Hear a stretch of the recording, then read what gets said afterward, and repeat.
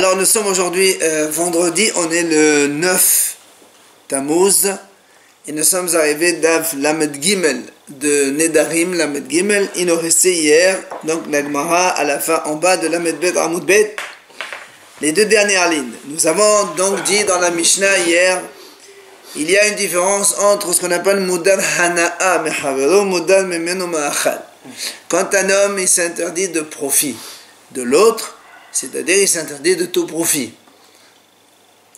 Et la différence quand un homme il s'interdit de manger seulement, on a dit il n'a pas le droit de manger chez lui ni de lui prêter, l'autre il n'a pas le droit de lui prêter des ustensiles qui servent à faire de la nourriture, mais par contre on a dit ce qu'on appelle de l'issat al-erel, le fait de passer dans sa maison, par exemple traverser son terrain, sa cour ou autre, c'est motard quand il y a uniquement un vœu d'interdit de nourriture.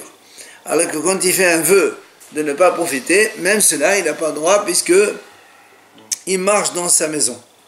C'est là où l'Agmara dit Mantana, c'est qui l'auteur de cette Mishnah? Amar Rabada bar Ahba, Rabbi Eliezer, c'est Rabbi Eliezer. Pourquoi? Ditania, Rabbi Eliezer Omer, Afenu Vitur Asur B'Mudar Hana'a. Parce que Rabbi Eliezer dit, lui, Afenu Vitur. Vitur, c'est-à-dire laisser de son droit. Même cela, il est interdit quand on est Mudar Hana'a. Parce qu'a priori, nous, on pourrait dire, même si quelqu'un, il est interdit de profit de l'autre. Je comprends, tu me prêtes pas ta voiture, tu me donnes pas à manger, tu me fais pas des services, tout ça.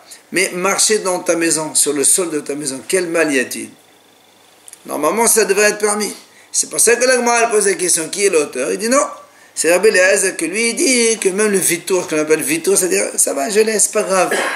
Et bien, même ça, quand il y a un neder, ça c'est assourd. On ne pardonne pas quand il y a un neder. Donc du coup, quand quelqu'un il fait interdit de profit, il est assourd de passer par sa maison. Alors que quand il fait un neder de manger, c'est motard de marcher dans sa maison. Le Ran ramène ici, dans la Gemara de Baba Batra, on dit là-bas, par exemple, quand il y a une cour, Hatser chez Shutafut. Il dit, quand il y a une cour commune, les gens, c'est-à-dire si on a une cour qui est commune à deux ou trois voisins, une résidence, il y a une cour commune. Il dit, les gens, entre eux, évidemment, les voisins ne font pas attention. C'est-à-dire, si quelqu'un a envie de marcher, de rester là-bas, il n'y a aucun problème. C'est les résidents communs. Mais ça veut dire, de là, on apprend quand il y a un étranger qui rentre, ils ne sont pas d'accord. Oui. Alors, et ça, c'est la vie de Hachamim. Pourquoi on dit qu'ici, c'est seulement Rabbi Eliezer qui dit que le vitour, il est assourd? Vous comprenez? Là-bas aussi, c'est pareil. Dans sa maison, là. Non, dans une cour. Une cour commune. Dans le coup, ce qu'on a vu avant. Dans cette règle, c'est pareil. Tu empruntes ma cour ou ma maison pour marcher. Nous, tu n'es pas obligé de prendre la maison. Tu peux aussi prendre la cour, même un terrain. Tiens, imagine, tu as un terrain. Il n'a pas le droit, il veut traverser. Et au lieu de contourner, il veut traverser. Ben, quand il est Mudar Hana, il n'a pas le droit d'emprunter ton chemin. Et on a dit, ça c'est Rabbi Eliezer. Hein? Il est Mudar Hana que un des Shutafim. Alors que là-bas, la cour. Non. Là-bas, on parle quand il y a deux Shutafim. Ils ont le droit tous les deux. C'est-à-dire qu'un étranger, il n'a pas le droit. Oui, donc le Haramim aussi, c'est pareil. Vous avez dit, c'est un étranger. Il n'a rien à voir. Mais là, quand on est Mudar Hana, c'est aussi un étranger.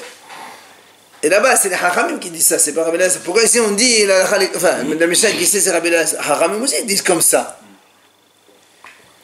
Alors il dit, en fait, quand on a dit passer, c'est vrai que tout le monde ne font pas attention. Ce qu'on parle ici quand il dit Amada, c'est que quelqu'un il veut rester dans la maison. Ça, les Hachamim, eux, ils disent,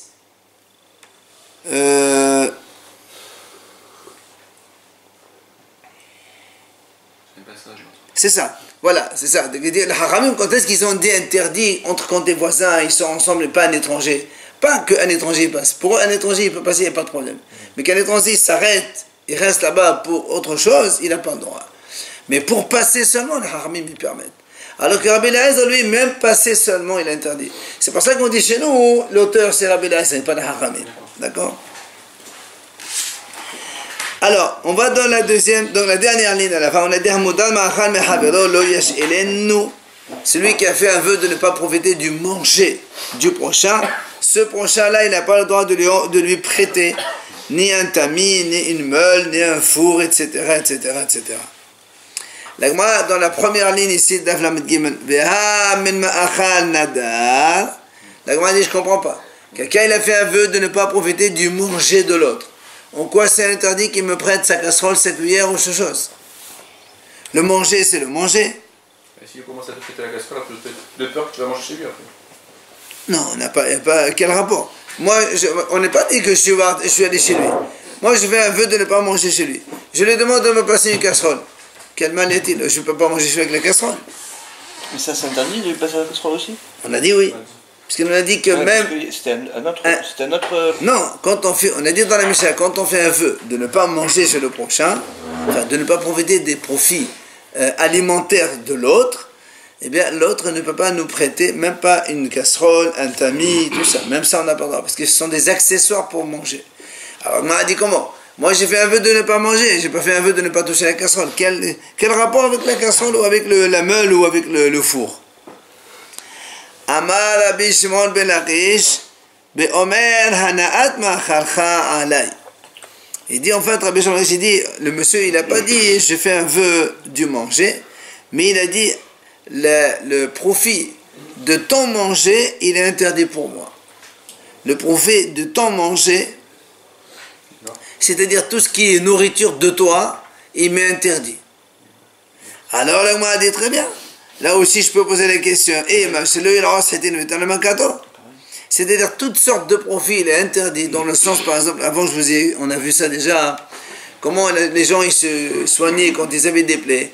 Ils prenaient un peu de blé, ils mâchaient ça, ils mettaient sur la plaie, ils mettaient un pansement dessus. Alors, j'aurais pu penser là aussi, c'est pareil quand il lui dit l'interdiction de profit de tes aliments. C'est pour dire, c'est-à-dire, je n'ai pas le droit de prendre de ton blé, mais pas pour le manger, même pour mâcher et mettre comme un pansement, je n'ai pas le droit. Mais la casserole et le tamis et le four, pourquoi c'est assaut? C'est pour ça, Amar Rava, Be'omer hana'ah mive'aledi ma'achalcha alay. C'est pour ça, Rava dit, en fait, ici, il a dit, tout profit qui m'amène à de la nourriture, de chez toi, c'est assaut. Donc c'est pour ça qu'on est donc inclus tout. Puisqu'il lui dit tout profit qui peut amener à de la nourriture. Alors tout profit qui amène de la nourriture, évidemment, tu inclus le four, les casseroles, le tamis, tout ça, ça amène à de la nourriture. Donc on est obligé d'être plus précis dans ce domaine. Amar Rapapa, il vient à Rapapa et dit, Sak lehavi pirot, puisqu'on vient d'apprendre maintenant que tout ce qui amène à de la nourriture, c'est interdit, ça fait partie du vœu. Ça veut dire que l'autre, il n'a pas le droit de me prêter, même pas un sac pour amener des fruits dedans. Un sac. Ou bien, ou bien il m'amène un âne parce que je dois amener des fruits de mon champ. Ben là aussi, puisque c'est l'âne qui va me transporter les fruits, je n'ai pas le droit non plus. Et même un simple panier pour amener de la nourriture, même cela, c'est assourd puisque ça peut me faire profiter donc de choses nourriture. Alors, c'est pour ça que maintenant, Rapapa, quand il a enseigné ça, Rapapa, il pose une question. Il dit, si maintenant, moi, je demande donc j'ai fait un vœu de quelqu'un de tout ce qui est nourriture, ok? Maintenant, je lui demande, est-ce que tu peux me prêter ton cheval parce que je suis invité à un mariage, à un festin, je vais manger là-bas. Est-ce que je lui demande un cheval qui me prête, je monte sur le cheval pour aller là-bas? Est-ce que c'est permis? Ça fait partie du vœu, oui ou non? Ou encore, tabat et la haute bas. Là-bas, apparemment, ils avaient des bagues. Quand quelqu'un portait une belle bague comme ça, on savait que c'était un homme riche. Alors, quand il revenait, on faisait cavote. Alors, il lui dit, donne-moi prête-moi ta bague. Comme ça, quand il me voit arriver au festin, il croit que je suis quelqu'un d'important. Et du coup, ils vont me faire beaucoup de cavote, ils vont me donner à manger bien plus, etc. Est-ce que ça, c'est motard ou pas, hein? La bague, c'est permis, il y a une Mishnah déjà. La Non. D'accord. Non, mais là c'est... marqué que c'est permis. Oui, mais la bague, c'était une bague stam comme ça pour prêter une bague. Mais là, on demande une bague pour aller au festin, ça n'a rien à voir. Le fait de Là, ça c'est pour un profit indirect alimentaire. Il aurait profité quand même de venir comme ça. De quoi? Il aurait profité du festin. Avec ou sans la bague. Non, mais c'est pas lui, c'est pas son festin à lui. Je sais, il est invité. Mais je suis invité chez quelqu'un d'autre. Je sais. Moi, je suis interdit de toi, et l'autre, celui-là, il m'invite à manger. Quel rapport avec toi? Aucun rapport. Donc, tu me prêtes une bague, toi. Est-ce que la bague, c'est alimentaire? Ça n'a rien d'alimentaire. Indirectement, ils vont me considérer, ils vont me donner à manger plus. Le fait de demander, c'est que donc, dans sa tête, il n'a pas inclus ce nader, cette interdiction. Justement, puisque nous, on est en train de dire ici, même un âne pour amener des Mais fruits. quelle que soit la demande. Pourquoi? Le fait de demander à quelqu'un, c'est-à-dire que Ah non, dans non, sa tête, non, il n'a attends. pas dit, il s'est pas Attends, interdit. il s'est interdit que des choses alimentaires. Imagine, il demande une veste, une chemise, c'est motard. Puisqu'il lui dit, on parle que de nourriture. Là. D'accord, mais même une partie de la nourriture, dans sa tête, le fait de demander, c'est-à-dire que dans sa tête, c'était pas inclus, ou bien il peut... On s'en va de ce qui est dans sa tête. Quand quelqu'un il dit, voilà, tout ce qui est alimentaire, c'est assourd. Rapapa, il vient et nous dit, tu sais, même un panier, même une casserole, même ceci, même cela, même un âne pour aller amener tes fruits du champ, c'est assourd. Alors maintenant, on pose une question. C'est pas pour amener des fruits, juste pour monter sur le cheval que j'ai dans un endroit qui me considère. Ça veut dire qu'ils me font cavote et ils me donnent à manger bien comme il faut. Je vois C'est le rabbi pourquoi Eliezer, il a c'est un pas doute. possible. Il n'y a pas de doute là. On a dit c'est sa nourriture à lui. Là, il va pas profiter de lui.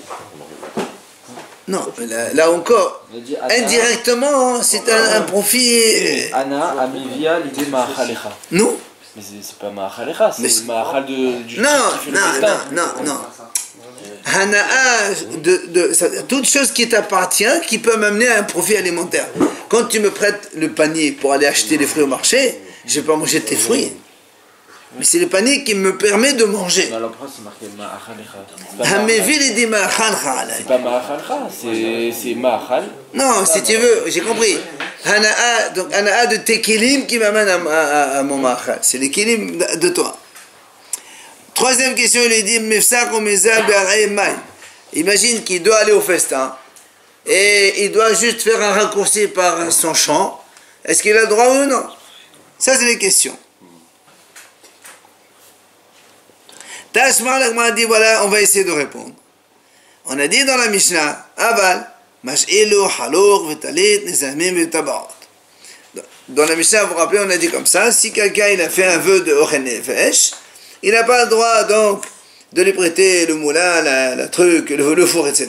Mais la Mishnah a dit, mais il peut lui prêter une chemise, une bague, un talit, des boucles d'oreilles, tout ça on a le droit.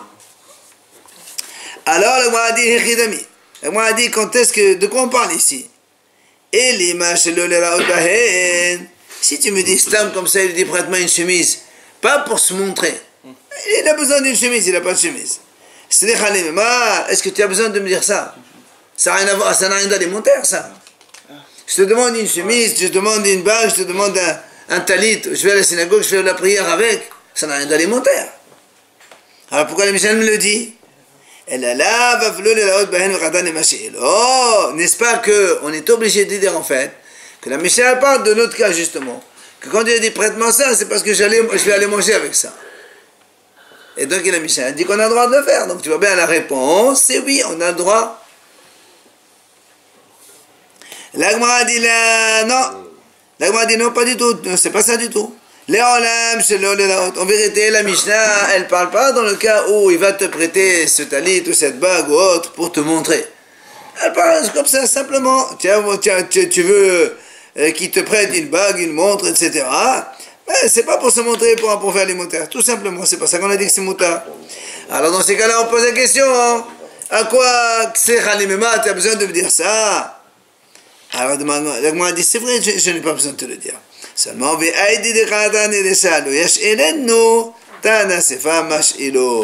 comme on a dit dans la Récha, il n'a pas le droit de lui emprunter le four, le tamis, cela et cela, cela. On a rajouté, donc, c'est-à-dire, voilà les choses qu'il a le droit de prêter, mais ça veut dire que ça n'a rien à voir. Et tu ne peux pas répondre à la question qu'on a posée. Quand je vais faire, il y a un intérêt alimentaire derrière, indirectement. Est-ce que c'est permis ou c'est pas permis? Il n'y a pas donc une preuve de notre Mishnah. On reste sur la question alors. Oui. Il n'y a pas de réponse. Il a voulu donner une preuve de la Mishnah. Il lui a reposé la preuve. Matnitin, nouvelle Mishnah.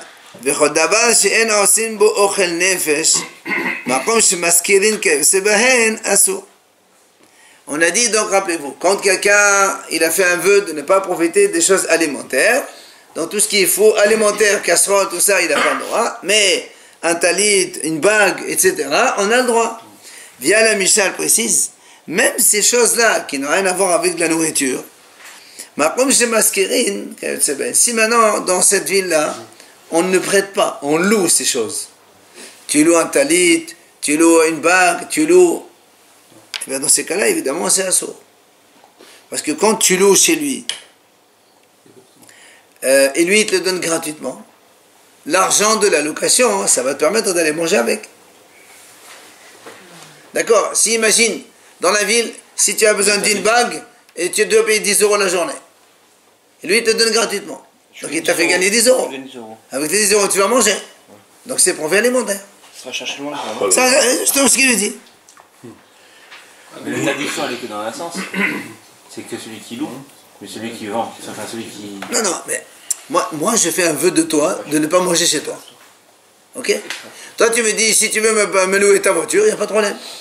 La voiture c'est pas manger. Alors on vient te préciser, attention, si dans la ville ça se loue pas, ça se prête pas les voitures, ça se loue. Et toi tu me la donnes gratuitement, alors c'est assaut. Parce que tu me fais gagner de l'argent. Évidemment. Si tu veux, tu le payes, il n'y a pas de problème. Évidemment, si tu payes. Mara, l'agma a dit, Mikelal. De là, on apprend que la Récha a péché une masquerine. Dans la Récha, quand on a dit les choses alimentaires, les casseroles, la meule, le tapis, tout ça, tu ne prêtes pas, ben dans cela, même si une masquerine, c'est assaut. Évidemment, puisque ça amène l'alimentaire. Maintenant, c'est qui l'auteur? Amar. Ça veut dire que quand il a dit comme ça, dans la Récha, quand on a dit on n'a pas le droit de prêter un four, un tamis, tout ça, c'est-à-dire même que les gens entre eux ils se prêtent, ils louent pas là-bas, ces choses-là ça se loue pas. Donc ça veut dire que véritablement il n'y a pas vraiment un art puisque c'est assaut entre les gens. On a dit même ça, c'est assaut. Qui est l'auteur? Maintenant, comme on a dit tout à l'heure, que Rabbi Elazar dit quand quelqu'un il a un aide envers l'autre, il n'y a vraiment strictement aucun pardon possible. C'est absolument interdit. Tu fais un vœu de ne pas profiter de la nourriture, ben rien avec la nourriture ne peut être accordé. Matiti, nouvelle Mishnah. Hamudal hana'a mehavero. Si moi, je fais un vœu contre le prochain, je l'interdis de tout profit, de moi. Vous voyez? La Mishnah a dit, Shokello et Shirlo. S'il arrive pour lui, il faut donner Mahasit à Shekel, à l'époque du Beth Amidash, donc avant Rosh Hashanah. Je peux payer pour lui Mahasit à Shekel. D'accord? Payer pour lui. Parce que Hachamim disent, on va voir, Personnel. 2 secondes, on va voir, regardez la suite. Oforea et Hovo. Je sais que ce monsieur, donc lui il est interdit de profiter de moi. J'ai fait un vœu, je sais qu'il doit 1000 € à quelqu'un. La Mishnah a dit, Oforea et Hovo, je peux payer moi-même, rembourser la dette de ce monsieur à l'autre. D'accord? C'est lui qui profite de moi. Lui, il profite. Et donc c'est assaut. Moi le nez c'est qu'il ne profite pas de moi. Et dit Hachamim, quand on ne lui donne pas en main directe, ça ne s'appelle pas Nana. On va voir dans l'agma, on va discuter. D'accord? Doucement, doucement. C'est pas un profit. Un profit, c'est quand on lui donne dans les mains. Et on lui rend un objet perdu. Imaginons, l'autre, il a perdu un objet. Moi, je l'ai trouvé. Je lui rends. C'est pas pareil. Il profite. Au contraire, ça va pas là. Hein? Ça va pas, il lui donne. Oui, mais là, c'est pas pareil que... tu vas voir que... Mahazir Aveda, c'est quoi la hana'a qu'il a? C'est le sien de toute façon. Il l'avait perdu. Ça, mais c'est le sien. Mais oui, mais il l'avait plus. Il a été perdu. Que ce soit toi ou quelqu'un d'autre qui l'amène. Ça. Voilà, c'est son objet à lui. Est-ce que toi tu peux le prendre? Mais moi, si je perds 10 euros qu'on me les rend, j'ai une nana comme si j'avais gagné 10 euros parce que Pas du tout, pas du tout. Dans l'esprit, on l'avait perdu. Non, dans l'esprit, on s'en fout de ton esprit. Le problème, c'est que quand la chose est trouvée, quel que soit le juif qui est là, il sait que ça appartient à celui-là, ben, il va le ramener. C'est une mission obligatoire de Hashavat Aveda. Je te fais pas gagner, je t'évite de perdre en fait. Quand pas de l'argent, on désespère et on s'est considéré comme ça. Non, mais là on parle pas de désespoir, parce que si on rend un objet, c'est qu'il y a un simani qui a pas dit où. Mais c'est comme ce qu'on a vu avant. On va discuter. On va discuter. On va discuter. La Mishnah a dit, dans les endroits où les gens, quand ils rendent un objet perdu, ils sont récompensés. On leur donne une petite indemnisation. Alors comment on fait celui-là? Il ne peut pas le donner puisqu'il lui est interdit de profit. Il dit, Tipol Hana'a la Hekdesh. L'argent, le prix de rendre cet objet, ben, il n'ira pas à moi parce que moi je m'interdis tout profit de lui, mais il ira au Hekdesh. Si c'est moi qui ai interdit de profit, je ne peux pas lui donner de l'argent. Lui, il est interdit de moi. C'est lui qui est interdit de moi? Bien sûr. Mais alors, il n'y a pas de problème qu'il me rende ma Aveda? C'est moi qui lui rends son Aveda. Lui, il est interdit de tout profit de moi. Alors moi, je lui rends son Aveda. C'est un profit? Il te dit non, c'est pas un profit. Alors, on revient, pardon? C'est une mitzvah de le rendre aussi, donc il n'y a pas de salaire, là, c'est une mitzvah. De toute façon, on est en train de dire que c'est permis. On verra après la discussion qu'est-ce que c'est. Alors, on revient donc sur ce qu'on a dit au début. Quand on a dit, celui qui fait Modahana, il a le droit de payer pour le mahar. C'est-à-dire qu'il a le droit aussi de le payer et de rembourser sa dette. Évidemment, ce qui est bizarre. Gmara dit comme ça, Alma, Abduhe Ali Be'alma Hu Veshare. La Gmara dit, ça veut dire que quand on a ici par exemple, on nous permet de payer, de rembourser sa dette, c'est ce qu'on appelle Abduhe Ali. C'est-à-dire tu fais fuir le lion de lui. Parce que lui, quand il a une dette, il a un lion en face de lui qui lui dit toujours paye, paye, paye, paye, entre parenthèses. D'accord, c'est une image. Et moi, qu'est-ce que je fais? Je fais juste fuir le lion. D'accord? Et donc, faire ça, c'est mouta. Je vois quelqu'un qui a un lion, il va l'attaquer, je lui enlève le lion. Il n'y a rien d'interdit là-dedans. Alors, maintenant, c'est qui l'auteur de cette Mishnah? Amar Abu Sharia, Zo Divrei Hananhi.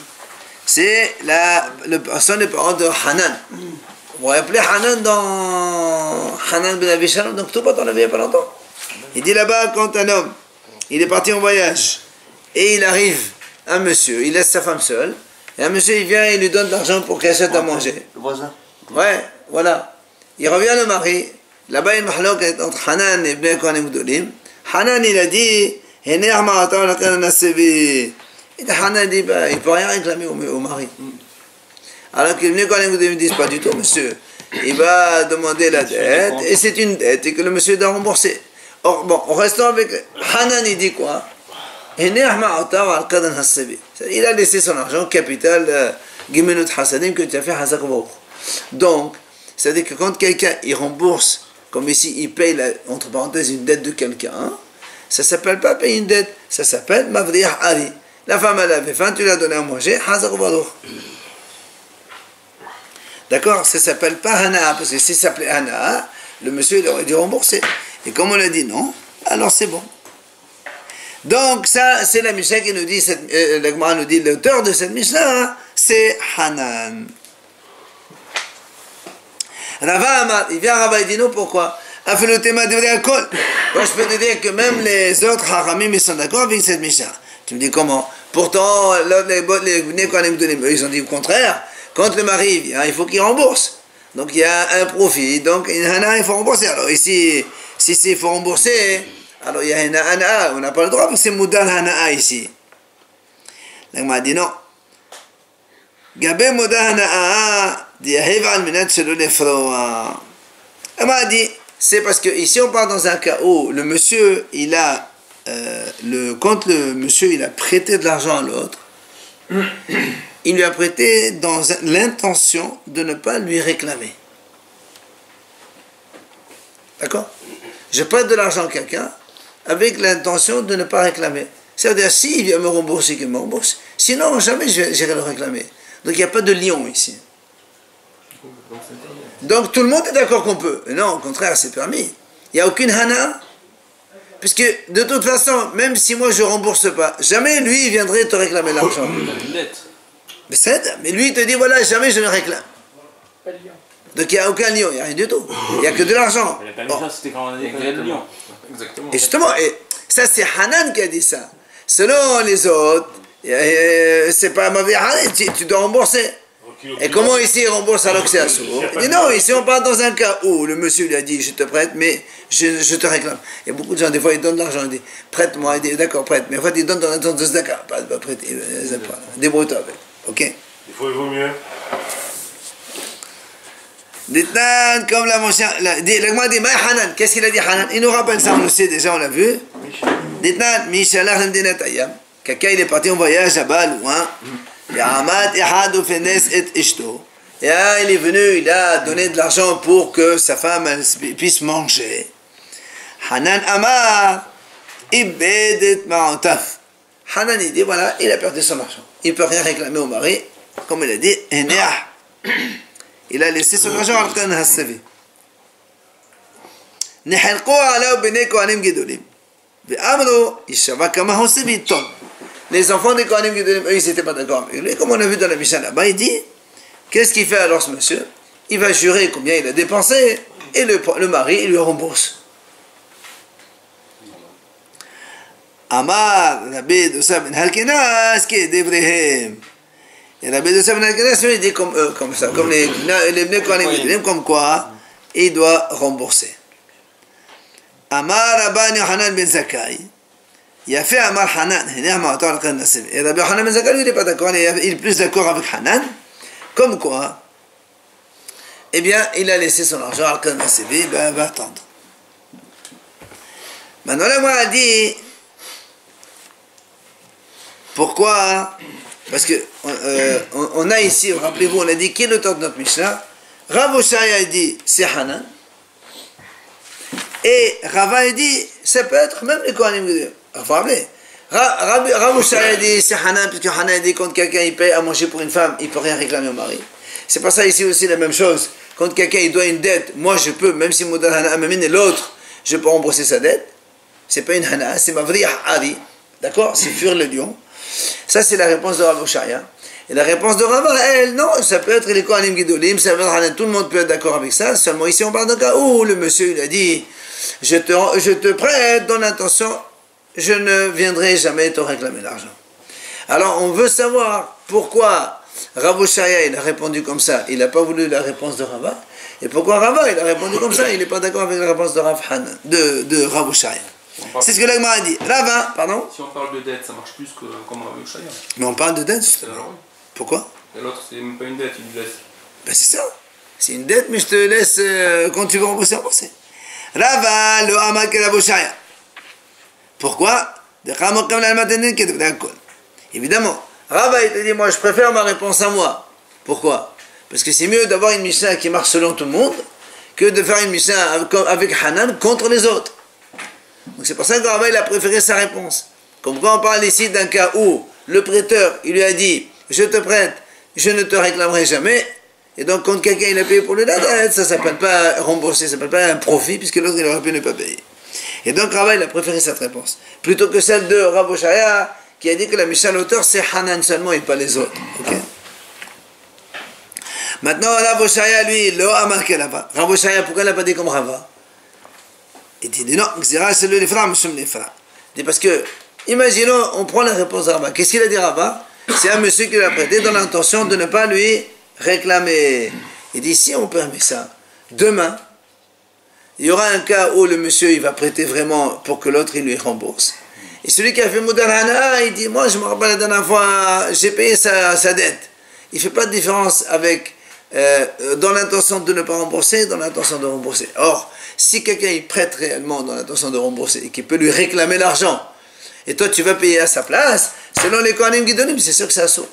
Donc ça ne peut pas marcher. C'est que Zera, il a fait pour éloigner donc du péché. On a dit dans la Mishnah, si quelqu'un, donc moi je m'interdis, Hana'a, enfin l'autre, j'interdis le prochain de profiter de moi, j'ai le droit de lui rendre un objet perdu. Je trouve un objet perdu, je le lui rends. Il y a une mahlok entre Rabbi Ami et Rabbi Assi. Quoi? Hadama, Loshano, écoutez bien maintenant. Loshano, ella bishinerse mahazir asudin al ba'al aveda. Dikhi mahdali middam dinafshi qamahdali. Aval nerse ba'al aveda asudin mahazir lo qamahdali. Le qamahdali peut-être de Rabbi Yosef. Il dit comme ça. Rabbi Ami et Rabbi Assi, il y a deux avis différents. Un, il dit comme ça. Quand est-ce qu'on a dit j'ai le droit de rendre l'objet perdu à l'autre qui est interdit de profiter de moi? J'ai fait, lui, il est modal hana'a memeni, lui, il est interdit de profiter. Et malgré tout, je peux lui rendre l'objet perdu. Et là, c'est-à-dire, toi, tu es donc le propriétaire de l'objet perdu, et moi, je t'interdis de mes biens. Donc, moi, j'interdis l'autre de ne pas profiter de moi. Ok? Parce que quand par exemple je trouve le vélo, je lui rends. Est-ce que le vélo il m'appartient? Non. Or moi j'ai interdit mes biens à toi. Le vélo il n'est pas à moi, donc je peux te le rendre, il n'y a aucun mal. D'accord? Il n'y a rien qui a lui, de toute façon, c'est toujours propriétaire. Et non.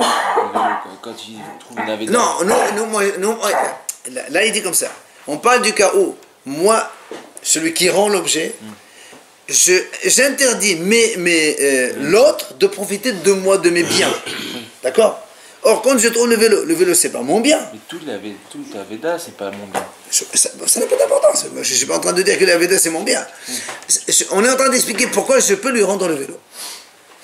Parce que le vélo, c'est pas mon bien. Attends. Aval. Nerseba à la Veda, à Soudin al-Hazir, là comme un dalé. Mais si on parle dans le cas contraire, c'est moi qui m'interdis de profiter de lui. D'accord? Moi, je fais un vœu de ne pas profiter de lui. Et après, moi, je trouve son objet perdu. Là, je n'ai pas le droit de lui rendre. Pourquoi? Il dit, écoutez bien. Vous vous rappelez, on a dit que quand quelqu'un il rend un objet perdu. Oui? Pendant le temps qu'il rend l'objet perdu, il est en 7 mitzvah. Si un pauvre il vient et me demande une zaka pendant ce temps-là, je peux lui dire non. Je suis en 7 mitzvah, pas tous mes mitzvahs. Je m'occupe d'une mitzvah, je suis donc dispensé de notre mitzvah. Sachant que c'est absurde de laisser partir un pauvre des mains vides, dans ce cas-là, il n'y a aucun problème. Puisque je suis occupé en train de faire une mitzvah.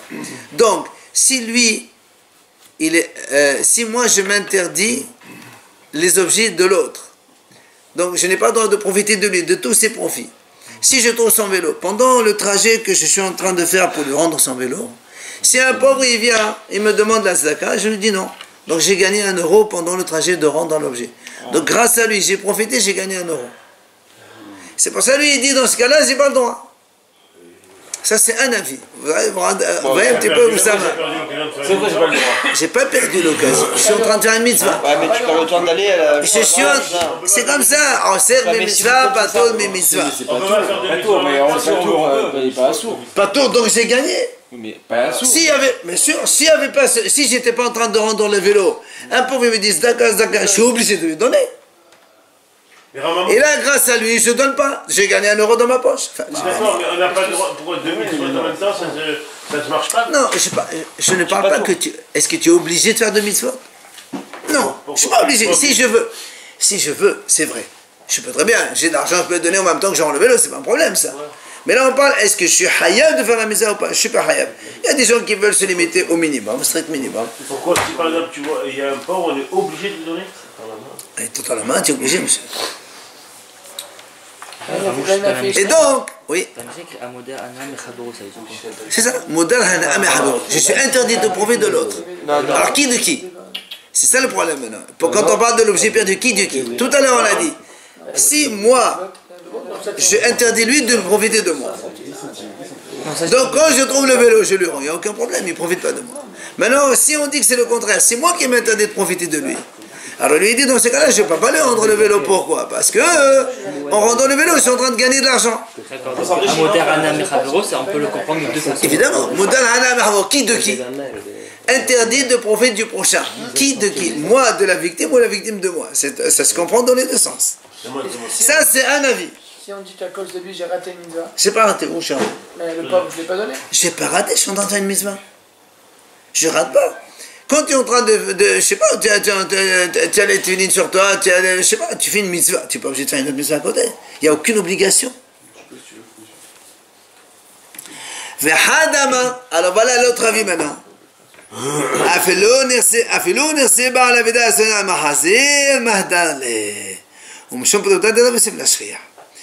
Donc, puisqu'on a dit Rabbi Ami, Rabbi Assi, un il a dit comme on vient de dire maintenant, l'autre il dit non.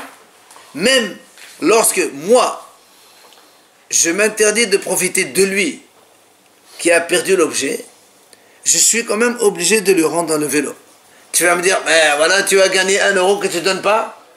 Il dit ça c'est la shria. Ce qu'on appelle la prota de Rav Yosef, c'est ça la prota de Rav Yosef. C'est la shria. C'est pas fréquent que pendant le trajet, il t'arrive un pauvre et il te demande et que tu gagnes. C'est pas sûr que tu gagnes grâce à ça. Notre mitzvah, il y a quelqu'un qui a apporté un sac, n'importe quoi. Non, mais ça, c'est pas obligé. C'est pas une obligation immédiate. Là, pendant le trajet, tu sors une pièce, tu lui donnes. Alors que là, tu es en train de faire une mitzvah, tu ne vas pas t'arrêter de la mitzvah pour un chose.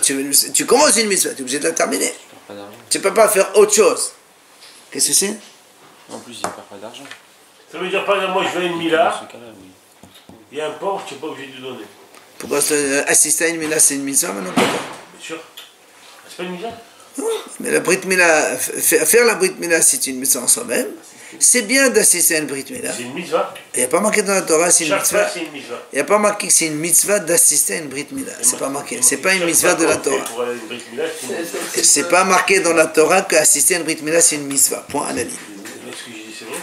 Par contre, à profiter de la Séoula, Date une mitzvah. Si vous êtes bizarre. Mais ça, c'est un date mitzvah. Il y a une différence entre un date mitzvah et la mitzvah. La mitzvah elle-même, il y a le moine qui a fait la mitzvah. Ou le syndic qui a tenu le bébé.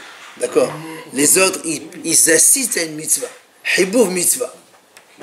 D'accord? Quand on va là-bas, on fait hibouv mitzvah. Plus il y a du monde, mieux c'est. Ça montre que. Mais aller à une brit mila, c'est pas une mitzvah. Oui, manger dans la certaine mitzvah, c'est bien une mitzvah. Participer. Mais donc, tu peux manger cassette et partir, mais pas rester pendant 3 heures, on a de perdre notre temps. Moi j'ai un croissant. C'est presque une obligation. Qu'est-ce que c'est l'obligation? manger. Le Zohar, il est très marmé sur ça. Le Zohar, il dit que quand on va dans un endroit où il y a un brit mila, c'est très important. Il faut manger quelque chose là-bas. Il ne faut pas sortir sans rien.